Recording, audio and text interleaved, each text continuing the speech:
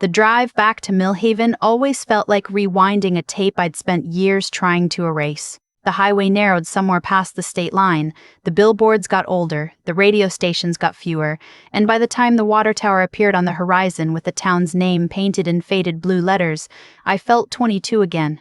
Not in a good way. I adjusted my grip on the steering wheel and told myself it was just a weekend. 2 days. My cousin Rachel's engagement party. I had promised my mother before she passed that I would always show up for family no matter what, so here I was, showing up. My Aunt Linda had organized everything, which meant it would be held at the Millhaven Grange Hall. There would be a casserole involved, and my stepfather's sister, a woman named Diane, would be there with opinions she hadn't been asked for, and a smile that never quite reached her eyes. I had known Diane most of my life. She married into the family when I was 9, right around the time my mother married Gerald. She was the kind of woman who remembered every mistake you ever made and filed it away for later use. She had a gift for delivering cruelty in a tone that made it sound like concern. I hadn't seen her in almost 3 years. I had been hoping it would be longer. The Grange Hall smelled exactly the way I remembered. Wood polish and old coffee and something floral trying very hard to cover both. Someone had strung lights along the rafters and set up round tables with white paper cloths. A banner that read, "Congratulations, Rachel and Tom," hung slightly crooked above the small stage at the far end. It looked like the kind of place where things were celebrated quietly without too much fuss because that was what Millhaven did. It kept things quiet and small and close.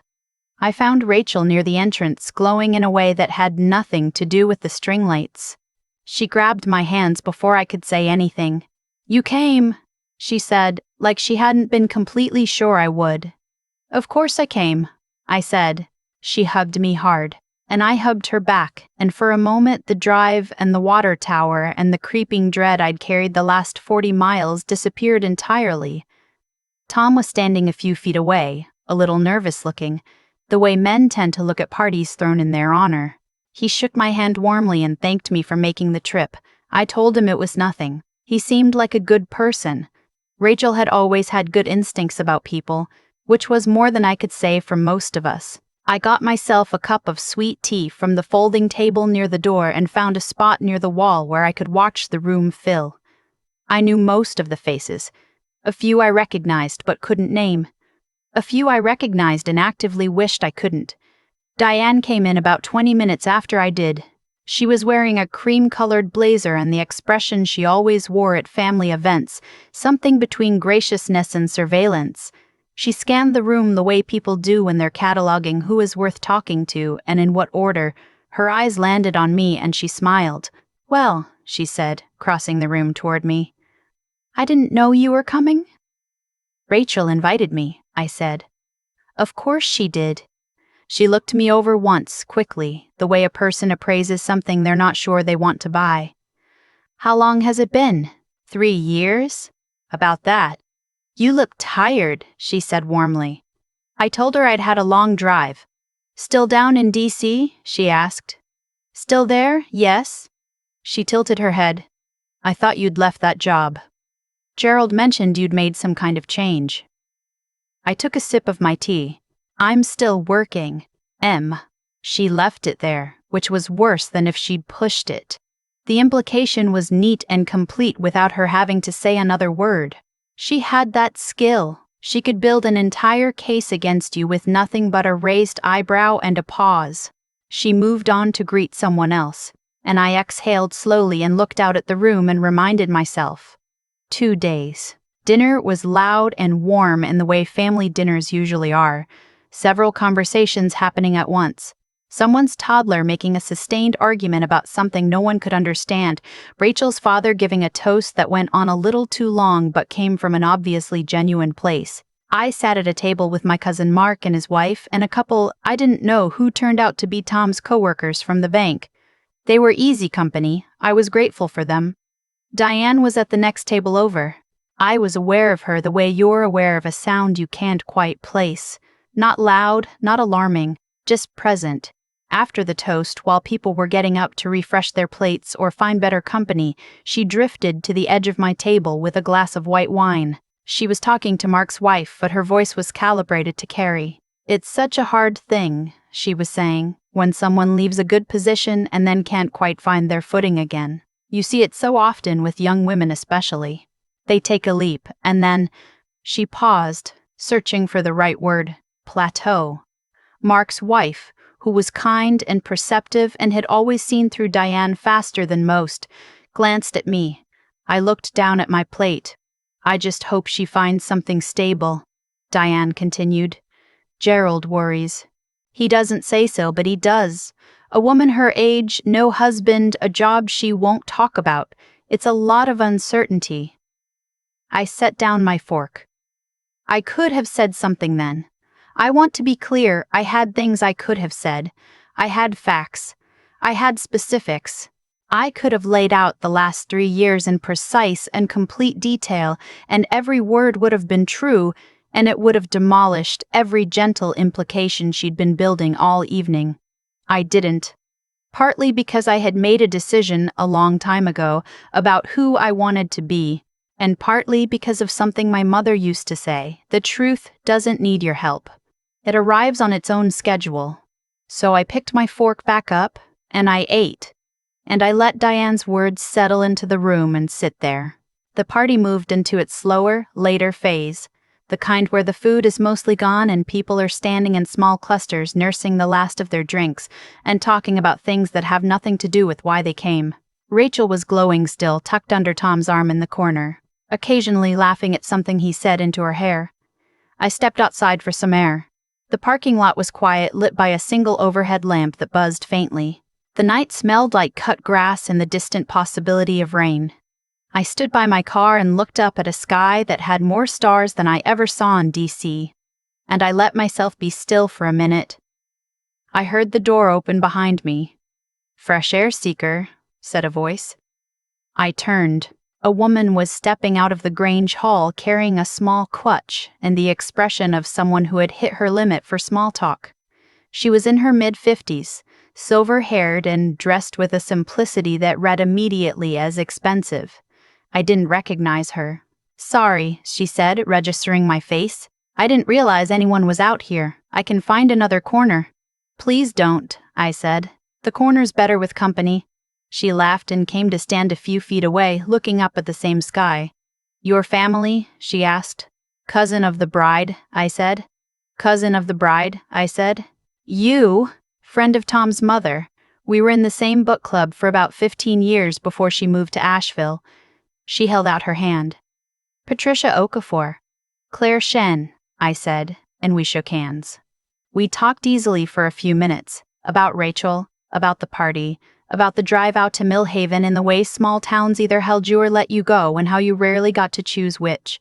She asked what I did. I told her, briefly, the way I'd learned to, without either hiding it or leading with it, because both choices tended to change the temperature of a conversation in ways I didn't always want. Her expression shifted, just slightly, a kind of recalibration. She stopped. "I'm sorry, how long have you been—" "About 18 months, I said. She was quiet for a moment. "Then my late husband was in that world for 30 years. You're much younger than he ever made it sound possible." "I had good mentors," I said. She looked at me with something I recognized after a beat. It was the look people give you when they've decided to revise an assumption. I appreciated that she did it openly, without trying to hide that there had been an assumption to begin with. We talked a little longer. She was sharp and funny and had opinions about books I had actually read, which was rarer than it should be at parties. By the time we went back inside, I felt lighter than I had all evening. The room had thinned.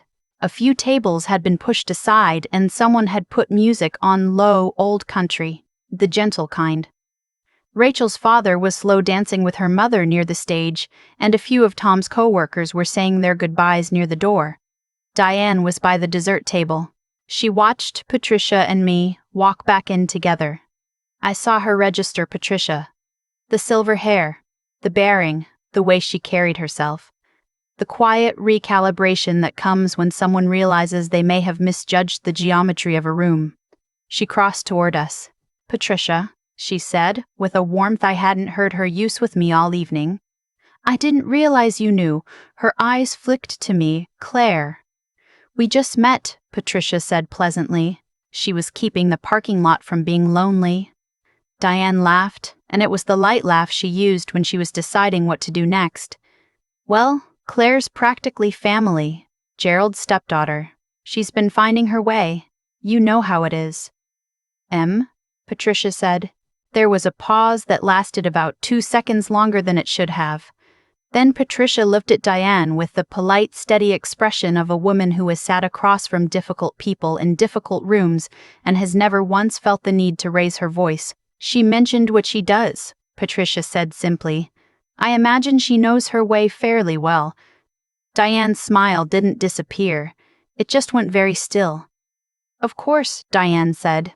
Of course. Patricia touched my arm lightly and excused herself to say goodbye to Tom's mother, who had just appeared near the door with her coat on. I watched her go. I looked at Diane. She was looking at me with an expression I hadn't seen on her before, not quite shame. Diane had too many years of practice for that. Something smaller.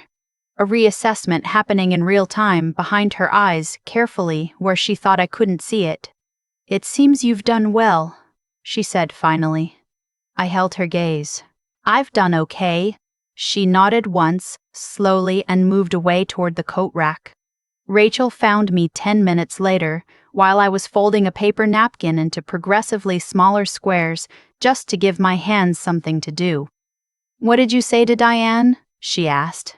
She's been quiet for 20 minutes. That's a record. I didn't say anything, I said. Rachel looked at me sideways. Someone said something. Patricia Okafor might have clarified something. She raised her eyebrows.